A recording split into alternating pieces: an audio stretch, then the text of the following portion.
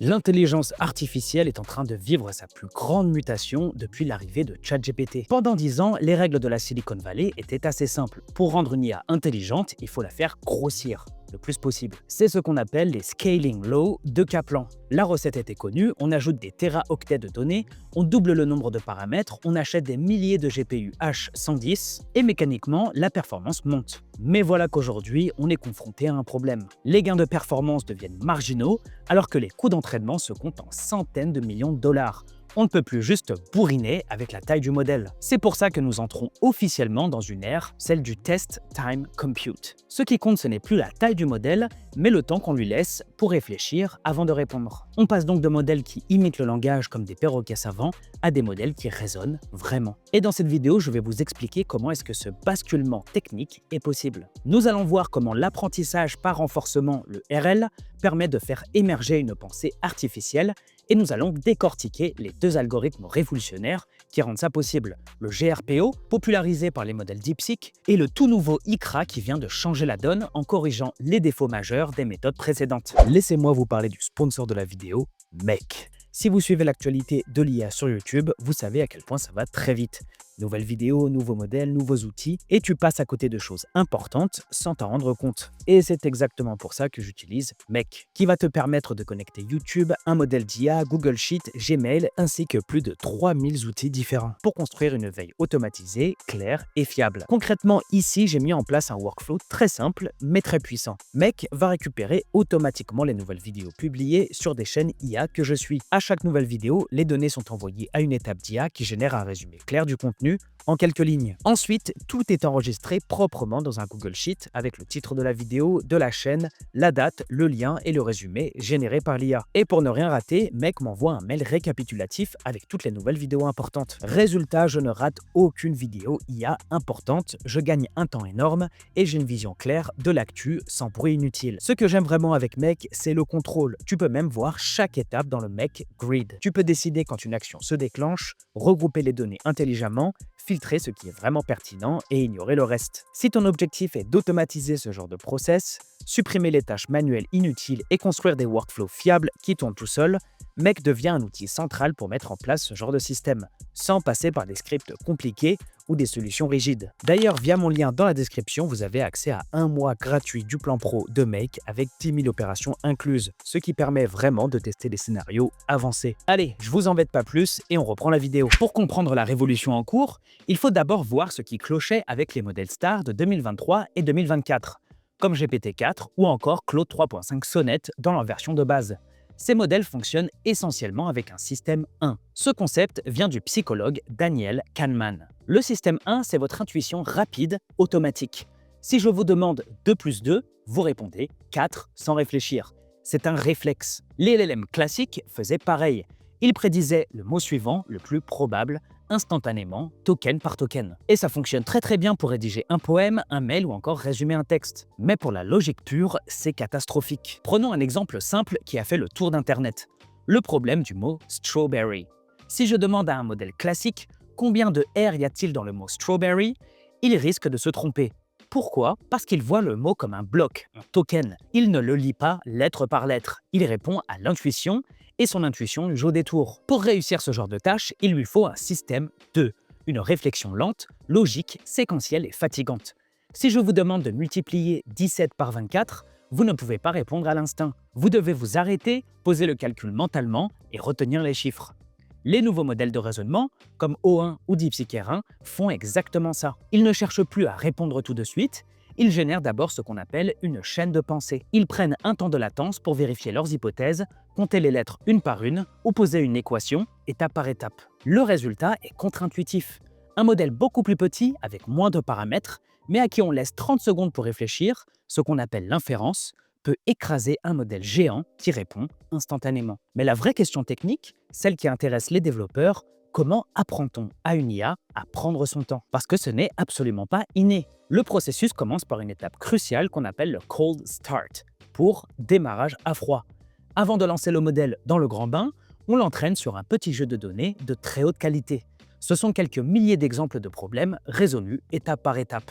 écrits par des humains ou des modèles très avancés. Ça sert à donner au modèle le goût de la structure logique. On lui montre donc à quoi ressemble un raisonnement. Une fois cette amorce faite, on passe à l'étape de Deep Reinforcing Learning, le RL. Et c'est là que la magie opère. On donne au modèle des milliers de problèmes complexes, en maths, en code, en logique, avec une règle binaire impitoyable. Si la réponse finale est juste, tu gagnes une récompense, sinon, c'est zéro. On ne lui explique pas comment trouver la réponse, on le laisse se débrouiller. C'est en s'entraînant ainsi sur des millions d'itérations que les chercheurs ont observé un phénomène fascinant, l'émergence spontanée des moments aha. Dans les logs d'entraînement du modèle DeepSeek R1.0, on a vu le modèle commencer à générer des traces de pensée très longues, de plus en plus complexes. À un moment précis, le modèle écrit littéralement des choses comme « Wait, I missed a step here ». Attends, j'ai raté une étape.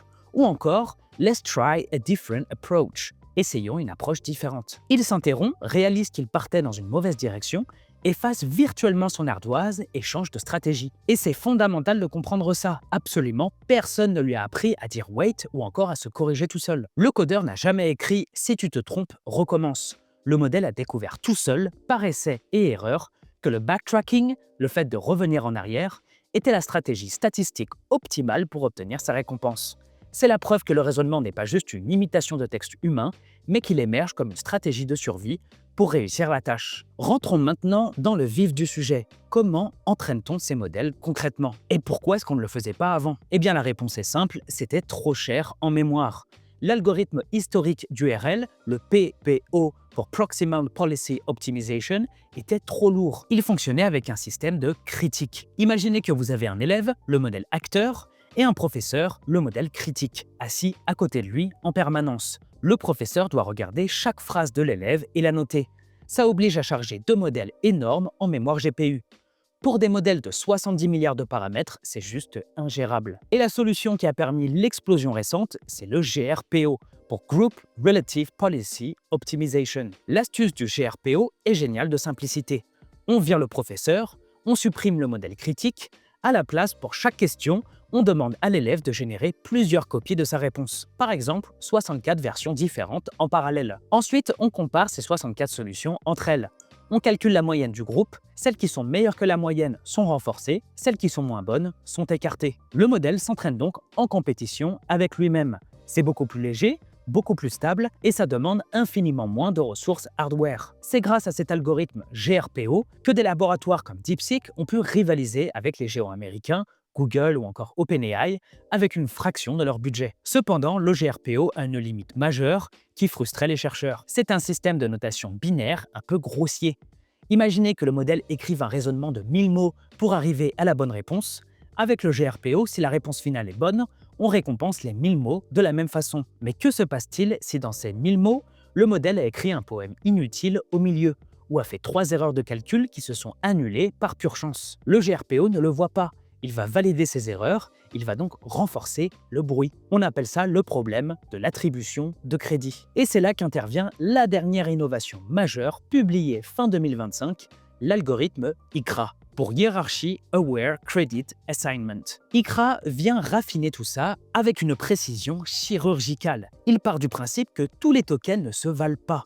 Dans une démonstration mathématique, il y a du remplissage et des pivots logiques. L'algorithme ICRA utilise une analyse hiérarchique pour scanner le texte généré et identifier ce qu'on appelle les strategic grams, les grammes stratégiques en français. Ce sont les petits marqueurs comme supposons que, cependant, il s'ensuit que ou encore mais si. Ces mots signalent une étape de raisonnement, une bifurcation dans la pensée. ICRA va alors modifier la distribution de la récompense. Au lieu de dire « tout ton texte est bon », il va dire au modèle « ton texte est correct, mais je te donne un bonus massif, plus 200%, spécifiquement sur ce moment précis où tu as décidé de vérifier ton équation ». Il amplifie le signal sur les étapes clés et ignore le bruit. Les résultats sont sans appel.